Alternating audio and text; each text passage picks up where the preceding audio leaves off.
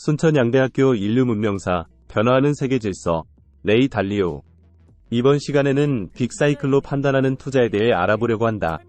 본격적인 설명에 앞서 여기서 말하는 빅사이클이란 무엇일까요? 레이 달리오는 다음과 같이 설명한다. 선진 강대국을 평가하는 8가지 지표가 있는데, 이는 교육제도, 기술과 혁신, 수출 경쟁력, 경제 규모, 국제 무역 점유율, 군사력, 금융 및 자본시장 경쟁력, 마지막으로 기축통화 보유의 유무이다. 이 지표를 해당 국가의 여러가지 상황과 조합하면 한 제국에 흥하기 시작하는 시점부터 망할 때까지의 그래프를 나타낼 수 있는데, 이것이 바로 빅사이클이라고 한다. 빅사이클은 보통 3단계로 나누는데 부상기, 전성기 그리고 쇠락기다. 큰 전쟁이 끝난 후 신흥 제국이 세계 질서를 세울 때 빅사이클의 첫 부분이 시작되는데, 이 시기에는 보통 그 제국에 도전할 국가가 없기에 평화와 번영의 시기가 유지되며, 이 시기가 길어질수록 사람들은 이 트렌드가 계속될 거라는 것을 믿어 돈을 빌려 투자를 한다. 이는 결국 금융시장에 거품이 생길 수밖에 없는 구조라고 할 수 있다. 또한 국제 무역 점유율이 높아지면서 해당 화폐는 기축통화가 되고, 이는 더 많은 부채로 이어진다.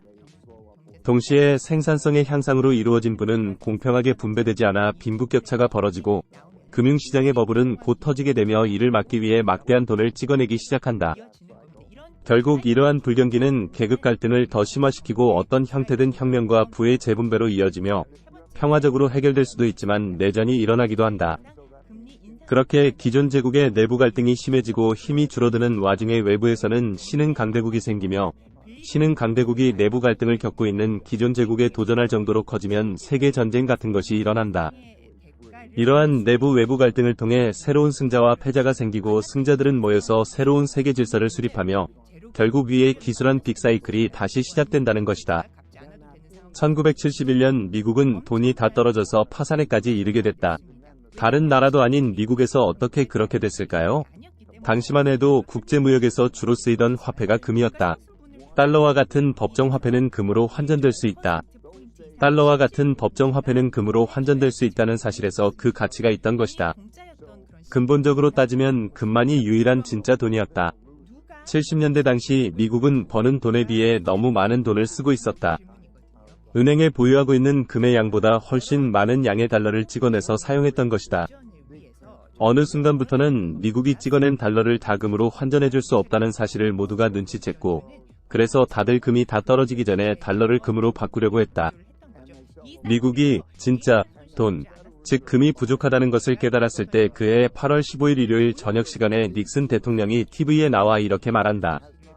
미국은 더 이상 달러를 금으로 교환해주지 않겠다고 말한다.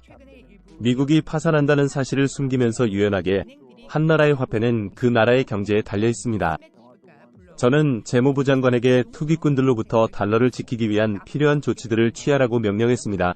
라고 발표했다.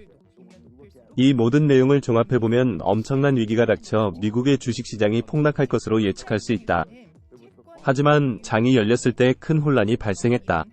예측과는 다르게 주식시장이 아주 크게 올라 있었고, 향후 약 25%까지 증가했다.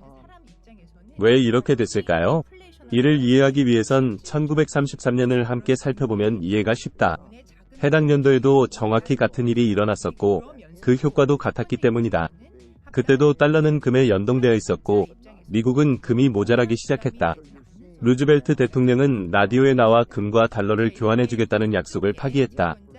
결과적으로 보면 이 두 시기 모두 금과 달러의 연동을 중지시키면서 미국은 버는 돈보다 많은 지출을 할 수 있었다. 달러를 찍어낼 수 있었기 때문이다. 달러의 양이 늘어나는 만큼 미국의 경제가 성장한 것은 아니기 때문에 달러의 가치는 하락했다. 생산성의 증가 없이 찍어낸 많은 양의 달러가 주식과 원자재 시장으로 흘러들어왔고, 주식, 금, 원자재 할 것 없이 모두 다 가격이 상승했다. 이는 미국에만 국한된 얘기는 아니다. 인류 사회 초창기부터 정부 지출이 세금 수입보다 많았을 경우, 그리고 경제가 더 악화될수록 돈이 점점 더 필요하게 되면서 그냥 돈을 찍어내게 된다. 이를 통해 알 수 있는 것은 무엇일까요? 바로 위기를 이겨내기 위해 중앙은행이 돈을 찍어내기 시작하면 주식, 금, 원자재의 가격 상승을 예측하고 이것들에 투자하는 것이다. 상대적으로 화폐 가치가 떨어지기 때문이다. 비교적 최근 2008년에도 이런 돈 찍기가 있었다. 바로 다들 알고 계시는 미국 서브프라임 모기지 사태를 이겨내기 위해서였다. 마찬가지로 2020년에도 코로나가 촉발시킨 경제위기를 이겨내기 위하여 돈을 찍어냈다. 그러므로 중앙은행이 돈을 찍으면 투자를 해라.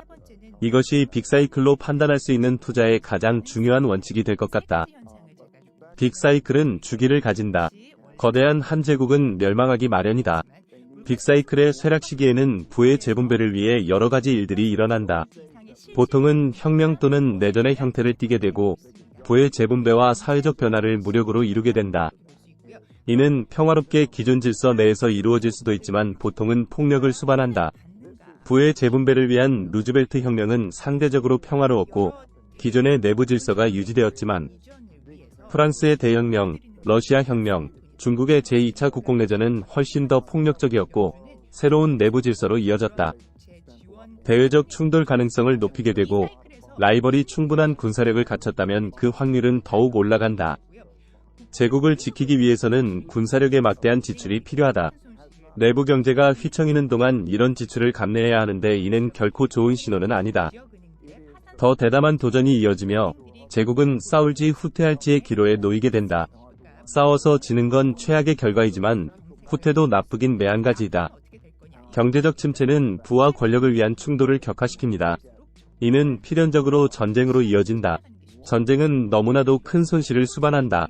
동시에 부와 권력에 대한 새로운 현실을 깨닫게 해주는 지각변동이 되기도 한다. 미국은 아직은 이 시기에 이르지 않았다. 비록 거대한 부채를 안고 있고 버는 것보다 더 소비하며 적자를 부채와 화폐 발행으로 충당하지만 달러화와 미국 국채에 대한 투매는 아직 일어나지 않았다. 내외부적인 충돌들이 있어왔지만 아직 전면전으로는 이어지지 않았다. 하지만 결국 이러한 충돌에서는 승자들이 있기 마련이고 그들은 새로운 세계 질서를 수립할 것이다. 하지만 결국 이러한 충돌에서는 승자들이 있기 마련이고 그들은 새로운 세계 질서를 수립할 것이다. 그렇게 오래된 사이클과 제국은 사라지고 새 제국이 시작되며 이 모든 것은 반복된다. 만약 중국이 미국을 이기는 날이 온다면 그 전에 발빠르게 미국에 대한 채권과 기축통화를 판매하고 새로운 강국인 중국의 채권과 기축통화를 구입해야 할 것이다.